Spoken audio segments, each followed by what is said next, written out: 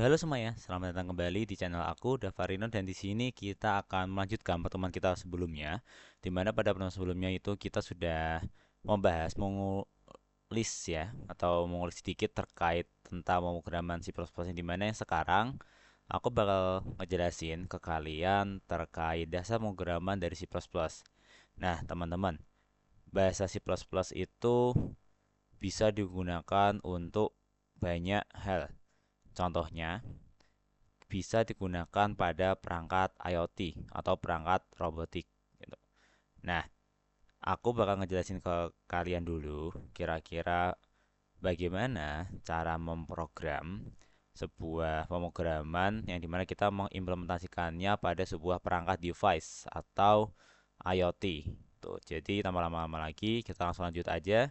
Kita akan menggunakan aplikasi Tinkercad. Nah, oke, kita udah masuk ke dalam aplikasi Tinkercad. Teman-teman silahkan login ya. Ini aku coba lagi. Jadi teman-teman silahkan masuk. Nanti klik aja Tinkercad. Ini di sini. Nanti setelah teman-teman masuk ke dalam aplikasi Tinkercad-nya, nanti silakan untuk login. Nah, ini buat halaman dari Tinkercad-nya ya. Jadi nanti kalau teman-teman waktu pertama kali masuk itu nggak akan tampil gambaran ini. Nanti teman-teman ini disuruh login dulu ataupun membuat akun. Nanti sekarang teman-teman yang udah punya akun, silahkan login dengan username dan passwordnya yang udah teman-teman buat sebelumnya. Dan juga kalau misalnya teman-teman belum pernah punya akun Tinkercad, silahkan untuk mendaftar.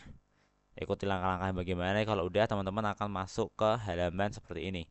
Nah, nanti teman-teman silahkan. Kalau teman-teman ingin meng-sketch ya. Jadi, aplikasi Tinkercad ini tuh kegunaannya cukup banyak teman. Dimana teman-teman bisa pertama bisa mendesain seperti ini, ada desain 3D ini menggunakan code block.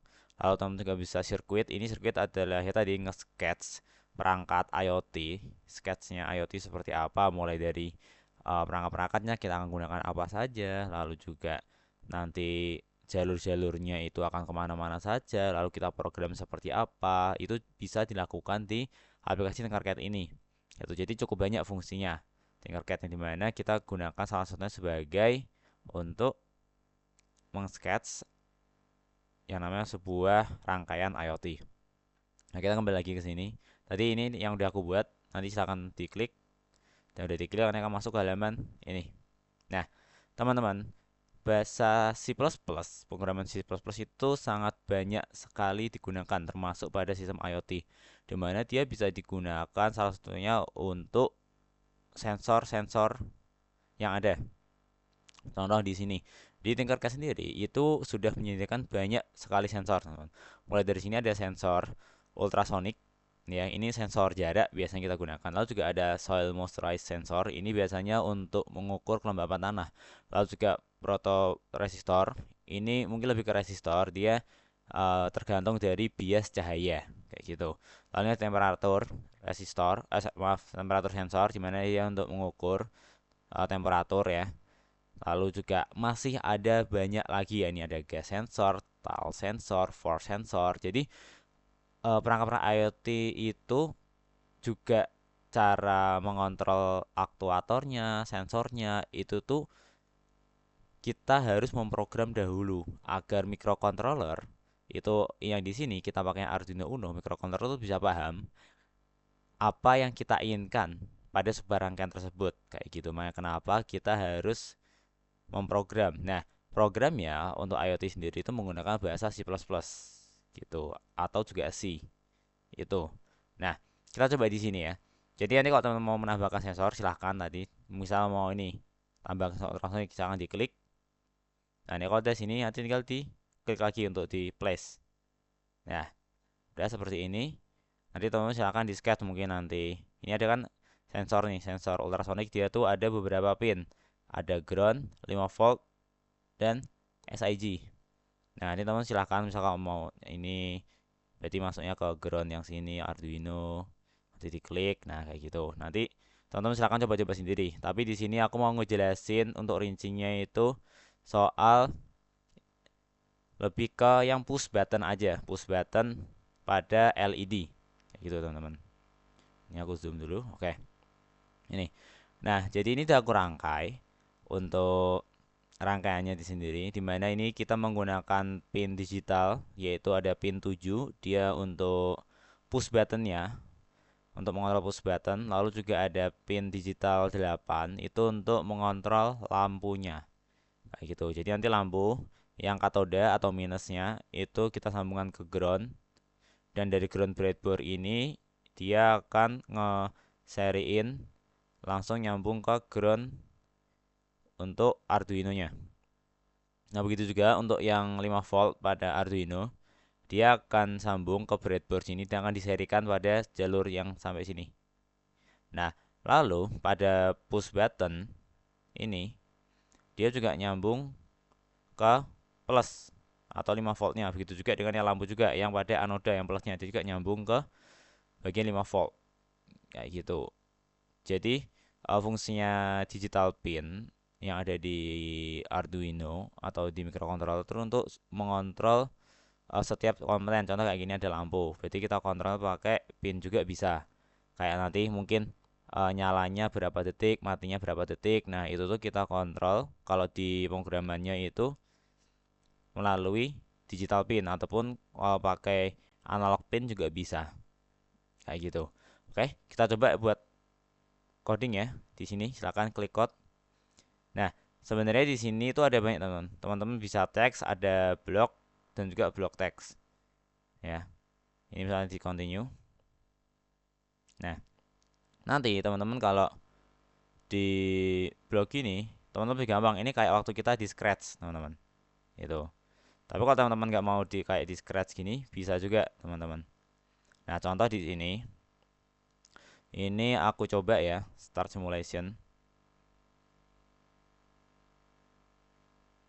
Oke. Yang dimana nanti itu secara simulasi adalah memulai sebuah program yang dijalankan, teman-teman. Seperti apa? Gitu. Nah, coba kita kembali ke yang teks tadi. Nah, ini contoh di sini. Kita masukkan pin mode-nya. Berarti pin lampunya itu adalah pin 8. Nah, kita coba ya. Terus ini juga 8. High, 8 low. LED built-in itu adalah LED bawaan dari Arduino-nya. Itu teman-teman. Nah, dimana kalau kita mau pakai lampu ini untuk nyala, berarti kita butuh digital pin-nya. Kita coba dulu. Nah, ini. Si lampu akan menyala 1 detik dan mati selama 1 detik, teman-teman. Itu. Seperti itu. Nah, oke. Kalau tadi kan udah nih buat LED-nya, dia tuh nyala mati. Jadi dia nyala selama 1 detik dan mati selama 1 detik. Nah, sekarang kita gunakan juga fungsi dari push button. Dimana untuk programnya dia hampir sama. Cuma yang pertama kita mau inputkan, ini kita cons in. Sebenarnya teman-teman bisa langsung aja in button pin itu 7, lalu in LED pin 8. Cons in adalah untuk agar datanya itu tidak bisa diduplikat, tidak bisa diduplikasi. Jadi dia tetap konstan di sini. Nah, di sini button pin itu ada di pin 7 ya, sesuai ya. Ini.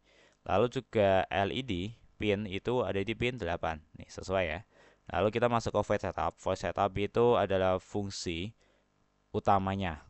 Kayak gitu. Jadi, biasanya di fungsi utama contoh di sini itu dia tuh mendeklarasikan jadi pin mode button pin itu sebagai input.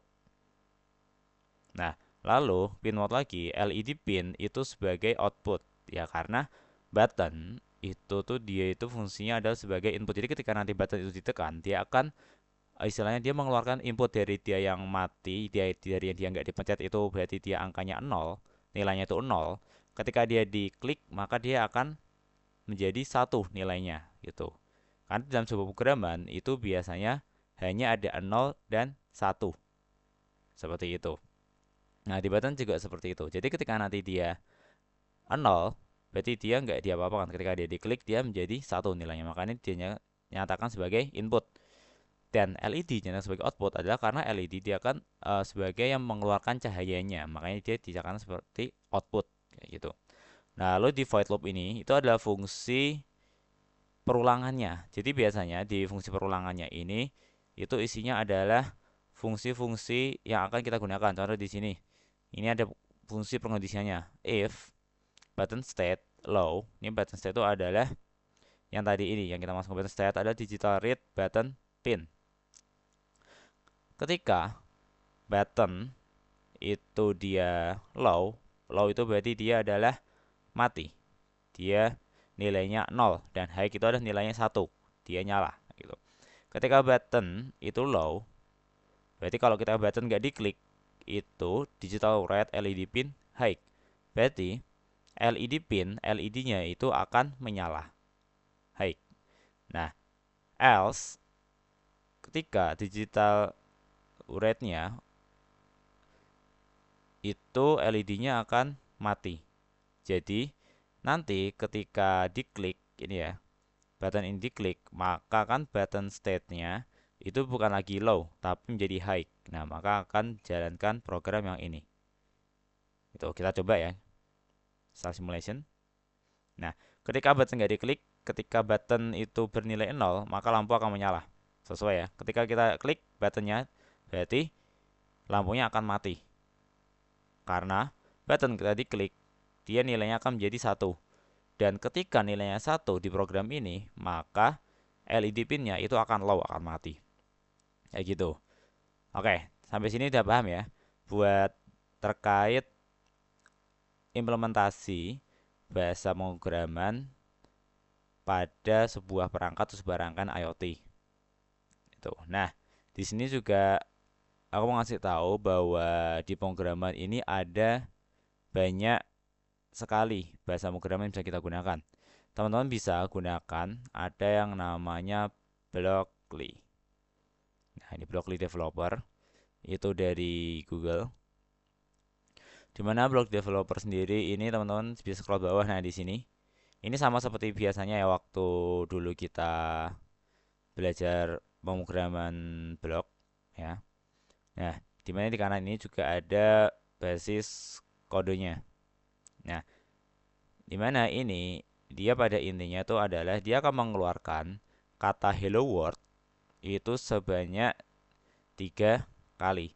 Karena dia menggunakan perulangan while count itu lebih dari sama dengan 3, berarti 3 itu dia akan mengulang hello world sebanyak 3 kali. Dan count plus 1. Kita coba run dulu. 1. Ini hello world. Kita klik lagi. 2, 3, dan dia selesai. Gitu. Nah, dalam sintak kayak gini, teman-teman tahu berarti ya, ini fungsinya ada mengeluarkan hello world cuma 3 kali. Nah, dalam fungsi untuk mengeluarkan 3 hello world itu, kita bisa menggunakan banyak bahasa pemrograman di sini. Tadi kita pakai itu JavaScript, ada juga Python. Kalau Python seperti ini, hampir sama juga. Cuma dia ada perbedaan sintak, berbeda penulisan. PHP, dia juga seperti ini. Emang beda sintaksnya per masing-masing pemrograman. Tetapi isinya atau outputnya, hasilnya itu sama aja pada intinya. Itu hanya berbeda sintak atau penulisan saja. Makanya kenapa aku minta teman-teman kalau ingin belajar bahasa pemrograman, teman-teman silahkan dipahami dulu algoritmanya seperti apa, alurnya, flow-nya seperti apa pada sebuah pemrograman. Nah, ketika teman-teman sudah paham bagaimana flow-nya, bagaimana alur dari setiap pemrograman, setiap prosesnya, pasti teman-teman akan lebih mudah dalam mempelajari bahasa pemrograman baru. Mungkin teman-teman hanya mungkin lebih ke mempelajari aja sintak-sintaknya itu seperti apa per masing-masing bahasa pemrograman. Kayak gitu teman-teman. Oke, kita lanjut pada materi ya. Jadi, seperti yang udah tadi aku bilang sebelumnya, kita dalam melakukan sebuah pemrograman itu pastinya kita harus mengerti apa yang akan kita lakukan, apa yang akan kita pecahkan, problem to solve. Nah, ketika kita sudah tahu, maka baru kita membuat yang namanya algoritmanya. Kira-kira seperti apa urutan-urutannya, alirnya, flow-nya dari sebuah pemrograman itu. Setelah itu baru kita bisa masuk ke bagian encoding sebuah perkodoan kayak gitu. Ini mana nanti bisa menghasilkan output yang kita inginkan. Tuh. Nah, biasanya kita itu dalam membuat program itu biasanya dipecahkan menjadi beberapa definisi di mana yang pastinya itu agak lebih efisien. Contoh di sini. Pada yang pertama ya, bulatan yang pertama itu hanya ada berisi satu kotak. Yang kedua, bulatan kedua itu berisi dua kotak dan bulatan ketiga itu berisi tiga kotak. Yang dimaksud adalah ketika kita membuat sebuah pemrograman, kita membuat problem solving ya pastinya pada algoritma pemrograman, itu kita harus bisa mendefinisikan permasalahan-permasalahan, alur, flow-nya itu satu persatu. Kita breakdown satu persatu. Yang dimana ketika kita ingin mencapai suatu output yang kita inginkan, kita harus tahu bagaimana pemecahannya, bagaimana flow-nya, kita memberikan apa-apa saja. Seperti itu, kenapa dia ketika semakin banyak juga akan semakin tinggi juga yang akan kita pecahkan. Gitu. Nah, cara menulis kode yang rapi itu yang pastinya yang pertama kita menggunakan nama variabel yang jelas. Kayak contoh tadi, kita ingin menyalakan sebuah lampu, kita mendefinisikan lampu itu menjadi variabel lamp atau lampu satu. Kayak gitu. Nah, lalu kita juga bisa menambahkan komentar untuk hal penting. Nah, contoh, teman-teman ketika menghadapi suatu program yang sangat banyak sekali, kadang tuh mesti teman-teman akan cukup bingung, kira-kira ini programnya itu untuk apa sih, ini programnya larinya kemana, fungsinya untuk apa. Nah, fungsi komentar ini untuk menandakan saja. Contoh pada barisan fungsi A, dia digunakan untuk menginput suatu kondisi. Gitu. Nanti silakan teman-teman bisa menambahkan komentar agar teman-teman bisa lebih mudah dalam mencarinya. Kayak berikan komentar ya. Biasanya kalau C++ itu garis miring dua kali. Tuh, garis miring dua kali habis itu nanti diberi komentar fungsi input. Nah, jadi biar lebih mempermudah teman-teman juga dalam mengenali suatu fungsi pada pemrograman teman-teman itu. Lalu juga strukturnya rapi. Ya, seperti tadi saya bilang, dengan kita mengkombinasikan dengan nama variabel yang jelas dan juga memberikan komentar itu akan menjadi sebuah struktur yang rapi juga. Yang pasti juga teman-teman menyusun programnya itu pastinya harus yang rapi. Karena kalau nggak tertata, nanti teman-teman akan bingung sendiri ketika akan menghadapi project. Ya, teman-teman membuat program yang sangat banyak, beratus-ratusan baris, tapi teman-teman malah bingung bagaimana urutan-urutannya itu. Lalu juga pisahkan fungsi menjadi modul kecil. Ini seperti waktu kita belajar fungsi ya, function pada materi Python ya. Jadi kita harus memisahkan fungsi menjadi modul-modul kecil agar itu bisa lebih efisien. Lalu juga simpan file, organisir ke folder. Itu juga seperti pertemuan sebelumnya, bagaimana cara memanajemen sebuah folder dan juga file pada project pemrograman. Lalu juga kita menggunakan const untuk nilai tetap, seperti tadi juga yang barusan aku praktekkan. Jadi kita menggunakan const itu untuk memberikan nilai tetapan gitu. Nah, kode yang rapi itu akan mempermudah kita dalam melakukan debugging, dalam kita melakukan debugging atau membuat outputnya dan juga pemeliharaan pada sebuah pemrograman tersebut. Nah, teman-teman, jenis pemrograman di dunia ini itu ada banyak sekali. Misalnya di web itu ada HTML, ada CSS, ada JavaScript, lalu PHP, lalu juga ada database-nya yang bisa menggunakan MySQL, juga masih bisa menggunakan ada backend-nya juga dari web itu ada PHP, Python, lalu juga pemrograman lainnya selain website, contohnya ada C++, ada bahasa C, ada bahasa Dart, Java, dan hal sebagainya.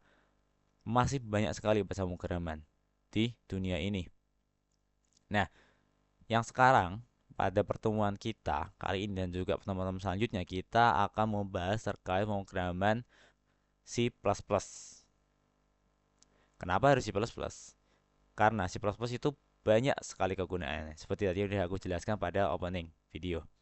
Contoh di sini kita bisa menggunakan bahasa C++ untuk membuat sebuah robotik. Juga kita bisa gunakan untuk pada implementasi AI, operating system, video game, dan lain sebagainya. Nah, C++ itu tuh adalah bahasa pemrograman tingkat menengah. Kenapa kita gunakan C++? Karena C++ itu lebih cepat dan juga efisien.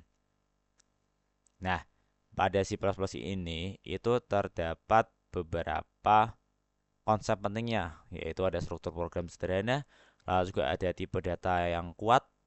Biasanya itu juga bisa kita gunakan tadi ada const in ya tadi ya, biar dia nilainya konstan, nilainya tetap. Lalu juga ada komentar, lalu juga ada fungsi juga, dan juga ada OOP, dan juga ada memory management pada sebuah bahasa pemrograman C++. Oke, kita masuk ke dalam materi selanjutnya yaitu OOP, Object Oriented Programming. Ya, ini adalah materi lanjutan ya dari bahasa pemrograman C++, di mana C++ itu sama seperti Python. Dia ada sebuah variabel, ada juga input, output, lalu juga ada fungsi, ada perkondisian if else, ada juga perulangan, mungkin bisa menggunakan for while, lalu ada juga komentar juga dan sebagainya. Itu sama seperti Python, hanya saja yang berbeda adalah sintaknya. Sama juga seperti ini, OOP, Object Oriented Programming, itu juga ada di berbagai bahasa pemrograman bisa digunakan. Itu hanya ada perbedaan sintaknya saja, beda penulisan saja. Nah, OOP ini adalah sebuah cara untuk memprogram dengan membagi kode ke dalam objek yang punya atribut atau data dan juga metode fungsi. Nah, kenapa sih OOP itu penting? Yang pastinya dia itu membuat program besar lebih terstruktur. Lalu juga dia mengurangi duplikasi kode, mudah dikembangkan, dan juga digunakan pada software modern pada saat ini seperti pada game, IoT, desktop, dan juga robotika yang sering kita temui. Nah, contoh OOP di sini pada bagian kiri ini ada contoh programnya di mana itu biasanya menggunakan class. Contoh di sini ada class student. Nah, dia berisi itu ada nama dan juga variabel age umur ya. Jadi di sini dia tuh seperti fungsi ya, class student. Fungsi student itu isinya ada apa aja? Ada nama, ada variabel nama, juga ada variabel umur. Tuh. Nah, ya mana? Contoh implementasi OOP di IoT itu satunya ada class sensor ya. Nah, dia itu memiliki fungsi untuk membaca read. Seperti tadi, ada digital read. Berarti dia membaca sebuah pin. Dan juga ini ada kelas motor, dia punya fungsi untuk rotate ya, untuk memutar seberapa cepat putaran dari sebuah motor tersebut. Lalu juga ada untuk robot juga itu kumpulan objek, sensor, dan juga aktuator bisa kita jadikan dalam satu fungsi itu atau suatu class. Nah, kita masuk ke dalam STL yaitu Standard Template Library di mana STL ini adalah sebuah kumpulan library bawaan C++ yang dimana itu menyediakan struktur data dan algoritma siap pakai. Nah, komponen-komponen pentingnya itu ada beberapa yang bisa aku sebutkan. Contoh di sini ada container, di mana fungsinya untuk penyimpanan sebuah data. Isinya ada vektor, ada list, ada map, ada set. Lalu juga ada algoritma, di mana dia isinya itu untuk operasi pengolahan. Seperti ada sort, find, count, dan juga reserve. Lalu juga ini yang terakhir ada iterator, di mana dia itu sebagai pointer pintar untuk navigasi data dan juga masih ada library bahasa C++ lainnya yang pastinya dia menyediakan struktur data dan berbagai macam algoritmanya yang siap kita pakai. Hanya perlu kita definisikan saja pada sebuah program tersebut. Tuh. Lalu juga di sini ada template ya, yaitu generic program yang dimana dia itu adalah sebuah fitur yang memungkinkan kita membuat fungsi atau kelas yang dapat bekerja untuk berbagai tipe data tanpa kita harus menulis ulang kode. Nah, biasanya dengan template, satu fungsi dapat menerima sebuah inputan, float, double, atau bahkan tipe data lainnya. Nah, sehingga program jadi lebih fleksibel, rapi, dan efisien. Nah, contoh sini ada vektor dan juga map itu digabungin dengan STL tadi. Ya, dimana dia bisa membuat C++ sangat kuat untuk membangun sistem yang kompleks. Nah, kalau pada IoT, itu biasanya dia itu mempermudah pembuatan modul serbaguna seperti fungsi konversi, pengolahan data sensor, atau kelas yang bisa dipakai ulang untuk berbagai jenis inputnya. Nah, lalu juga integrasi IoT dan hardware. Di mana C++ ini sangat penting sekali dalam dunia IoT seperti yang sudah aku jelaskan sebelumnya. Biasanya digunakan langsung pada microcontroller seperti Arduino, ESP32, ESP86, 8266, dan perangkat-perangkat lainnya. Yang dimana bahasa ini memungkinkan akses langsung ke hardware seperti untuk membaca sensor, mengontrol motor, mengaktifkan relay, komunikasi melalui Wi-Fi, Bluetooth, dan hal sebagainya. Nah, penggunaan C++ itu memberikan efisiensi tinggi data memori dengan cepat eksekusi, yang sangat penting pada perangkat kecil dan kapasitas terbatas. Nah, selain itu, konsep OOP, STL, dan template membuat pengembangan sistem IoT itu menjadi lebih modular, atau dia itu lebih dikembangkan, dan juga mampu menangani pengolahan data sensor secara lebih cepat dan terstruktur. Nah, teman-teman, kalau teman-teman ingin memprogram bahasa C++, teman-teman harus bisa mengonfigurasikan dulu atau istilah menambahkan agar bahasa C++ bisa kita gunakan di laptop kita masing-masing. Seperti waktu kita konfigurasi untuk bahasa pemrograman Python. Yang dimana kita yang pertama ini bisa konfigurasi di Windows. Caranya kita mengintegrasi C++ itu dengan cara menginstal compiler seperti MindGUI, W64 atau MSIS2. Nah, lalu kita bisa menambahkan pet compiler ke environment variabel agar perintah G++ dapat dijalankan melalui command prompt atau PowerShell. Nah, setelah itu pengguna bisa memakai editor seperti VS Code dengan extension C or C++ dan C or C++ compile run untuk menulis, compile, dan menjalankan program. Nah, alternatifnya juga bisa didukung IDE yang lengkap seperti CodeBlock, Dev C++, atau Visual Studio sehingga integrasi C++ dapat berlangsung otomatis tanpa banyak konfigurasi manual. Kayak gitu. Nah, lalu juga kita juga bisa mengkonfigurasikannya pada Linux. Nah, teman-teman, kalau di Linux itu compiler untuk menjalankan sebuah bahasa penggunaan C++ itu yaitu G++ ya, G++ itu tuh sudah terinstall pada Linux. Nah, di mana compiler G++ itu digunakan untuk kita menjalankan sebuah program C++. Nah, nanti ketika compiler itu sudah terpasang, nanti pengguna dapat menulis kode menggunakan editor apapun seperti VS Code, Vim, atau Nano, lalu melakukan compile lewat terminal dengan perintah G++ program.cpp/o program. Nah, Linux itu juga sangat mendukung pengembang sistem tingkat rendah dan IoT karena memiliki akses langsung ke library hardware dan tools debugging seperti GDB, yang dimana dia menjadikan lingkungan yang stabil dan fleksibel untuk project C++. Nah, yang terakhir itu konfigurasi C++ pada OS Mac, di mana pada OS Mac ini harus menginstal yang namanya Xcode Command Line Tools. Nah, promnya adalah seperti yang di kurung ini, Xcode // dua kali install, yang dimana dia otomatis menyediakan compiler Clang++ sebagai pengganti G++. Nah, jadi G++ pada Mac itu namanya dia tuh ganti, bukan G++ tapi Clang, beda compiler. Cuma fungsinya tetap sama untuk menjalankan program C++. Nah, setelah itu pengguna bisa menjalankan C++ melalui terminal menggunakan perintah clang++ file.cpp/o file, sama seperti yang sebelum-sebelumnya. Nah, untuk workflow yang lebih nyaman dapat digunakan VS Code dengan extension C or C++ atau IDE seperti Xcode yang sudah terintegrasi lengkap dengan debugger dan project manager. Nah, macOS biasanya sendiri itu menyediakan lingkungan Unix yang kuat sehingga cocok untuk pengembangan aplikasi lintas platform maupun integrasi hardware tertentu melalui tambahan. Oke, mungkin itu yang bisa aku jelasin untuk materinya. Setelah ini kita akan lanjut ke dalam prakteknya. Jadi tanpa lama-lama lagi langsung kita lanjut ke dalam praktek. Oke, jadi kita udah mulai ya untuk sesi praktikum ya. Jadi nanti teman-teman silahkan download dulu VS Code-nya. Nih ya, download VS Code. Ini kalau di sini kita menggunakan Windows ya. Sangat diklik dan nanti download di sini Windows. Kalau teman-teman menggunakan Linux silahkan diinstal sudah disediakan maupun macOS juga sudah disediakan. Ketika udah, teman-teman silahkan untuk di run ya. Ini setupnya yang udah di download. Kita run. Kita install dulu. Oke, I accept. Next. Untuk tempatnya diisi.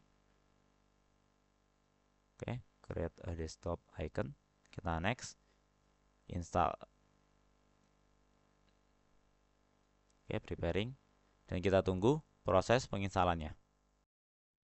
Oke, ketika install sudah selesai, silahkan di finish, launch. Oke, ini dia tampilan VS Code-nya, teman-teman. Di sini. Nah, di mana tadi pada instruksi yang di materi ada extension untuk teman-teman bisa gunakan untuk menjalankan bahasa C di sini. C or C++. Ini kemudian udah aku install, teman-teman silahkan diinstal dulu ya. Itu. Coba kita cari di sini. C++. Nah, nih, dan juga nanti install yang ini juga, compile run. Ya, trust. Nah, kita install dua itu. Nah, tapi sebelum kita mulai menjalankan program C++, selain di VS Code-nya teman-teman harus menginstal C++, mengintegrasikannya di OS teman-teman. Nah, di sini setelah menginstal, nanti teman-teman silahkan cari ya C++ untuk Visual Studio Code. Jadi di sini ada VS Code C++. Ya, di sini nanti setelah diklik, nanti dia akan keluar ini. Nah, ini cara gimana kita mengintegrasikan OS kita ke C++. Dimana ini ya, kita udah melakukan step yang tadi ya. Untuk extensionnya di VS Code, lalu kita juga mau setup ke C++ environment-nya. Dimana teman-teman bisa ngecek itu di sini. Kalau teman udah download ya, untuk menjalankan C++, gitu kita ngecek dulu G++ compilernya. Jadi kita menggunakan command prompt. Nah, lalu kita klik G++ version. Nah, di sini sesuai ini. Nah, C++ version. Nah, ternyata G++-nya itu belum terinstall, teman-teman. Di sini. Cara gimana biar bisa terinstall? Nah, nanti teman-teman silahkan download ya untuk install compilernya. Ini, install min GW X64 di Windows. Klik installernya. Lalu ini lagi menginstal. Kita tunggu dulu untuk proses penginstalannya. Oke, kita sudah selesai menginstal ya. Ini untuk compilernya silahkan di run. Kita klik, kita tunggu dulu. Oke, ini untuk setupnya. Silahkan di next. Kita masukkan di C, folder C. Silahkan. Lalu kita next lagi. Sedang menginstal. Kita tunggu. Oke, ketika ini sudah selesai terinstall ya, setupnya silakan finish dan ini langsung run ya. Run now. Finish. Dan dia akan keluar seperti ini. Nah, lanjut kita masuk ke tahap selanjutnya yaitu ketika sudah masuk ke terminalnya, kita berikan ini pacman snit nih, kita salin aja. Lalu kita pastekan di sini.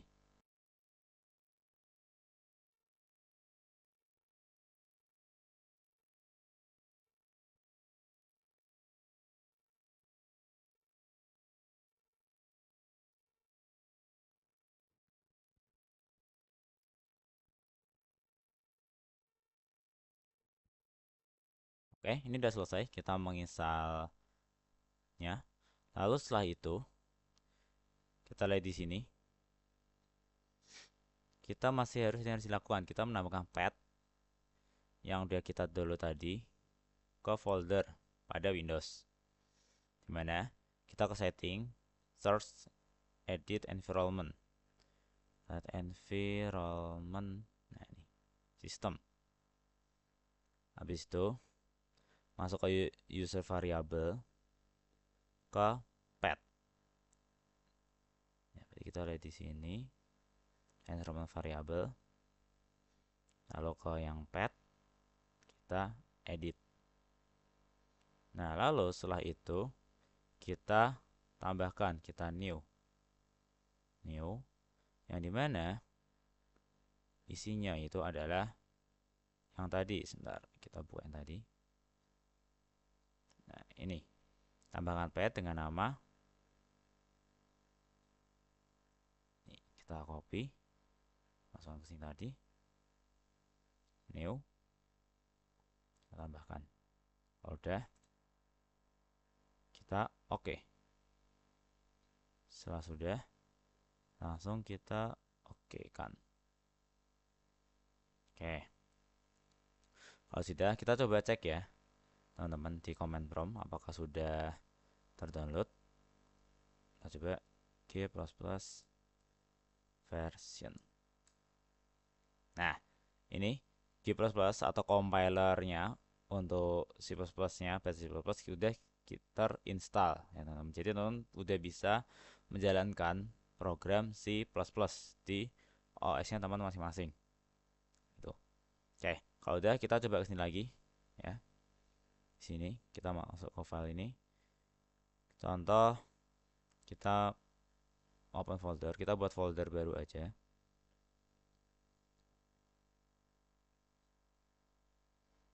Nah, ini algoritma pemrograman. Habis itu kita tambahkan new folder. Kita contoh tambah nama pemrograman C++. Oke, lalu kita select foldernya. Ini ya, ini contoh untuk manajemen sebuah folder dan file pemrograman teman-teman. Jadi biasain teman-teman kalau ingin buat program masuk ke dalam folder, nanti isinya apa-apa aja, kalau perlu ada lagi dikasih folder-folder lagi. Jadi teman-teman bisa lebih struktur, bisa lebih terstruktur dan lebih rinci aja teman-teman, nggak ribet mencarinya ini kemana gitu, nggak belepotan, jadi dia tertata rapi. Nah, kalau kita select folder, nah oke, kita coba ya, add, kita add file, sebentar, ini lagi nunggu dulu, kita add namanya contoh 1.cpp. Ingat kalau C++ itu adalah CPP. Oke, kita masuk dalam pertama, kita mau include-kan ya sebuah library, include IOStream. Nah, lalu selanjutnya using namespace std.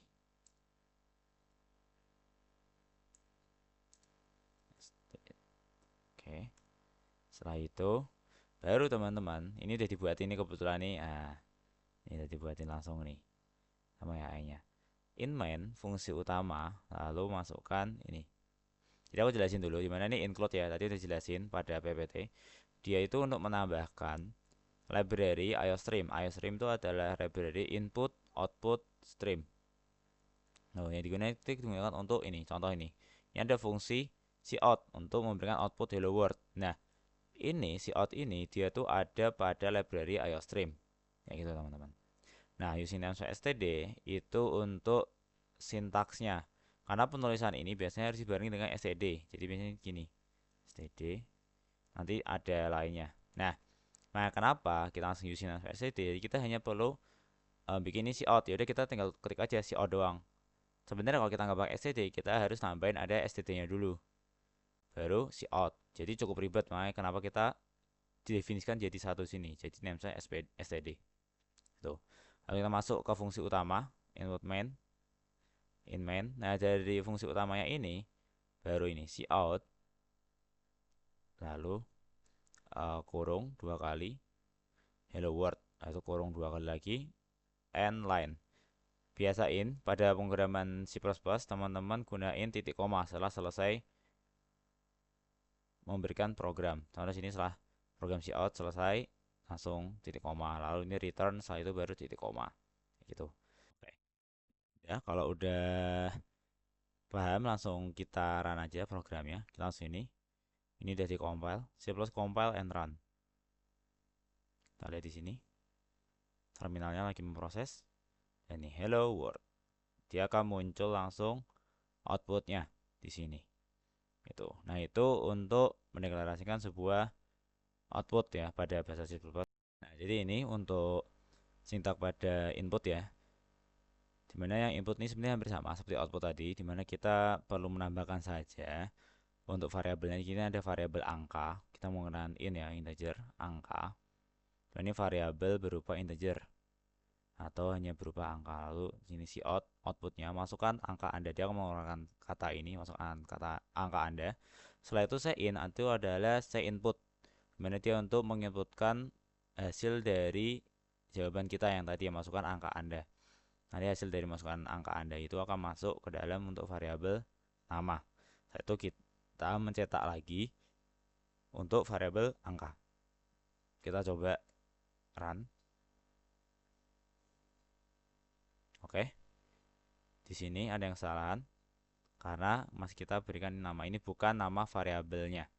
Ya, variabelnya adalah namanya adalah angka. Tuh. Kalau udah kita save, kita run. Oke, masukkan angka Anda. Aku kasih 12 dan ya, nama angka Anda adalah 12.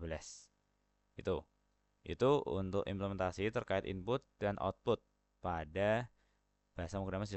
Nah, selanjutnya pada video selanjutnya nanti kita akan belajar terkait variabel lagi tingkat lanjut, lalu juga nanti ada array, fungsi, perkondisian, perulangan dan sebagainya. Nanti akan kita breakdown, kita belajar satu-satu. Nah, tapi untuk pertemuan kali ini kita hanya pengenalan, hanya penjelasan singkat terkait C++. Silahkan teman-teman coba sendiri di rumah. Nah, setelah itu nanti kita akan lanjut ke video selanjutnya. Oke, mungkin cukup sekian bisa aku sampaikan. Sekiranya ada salah kata mohon dimaafkan. Terima kasih. Dadah.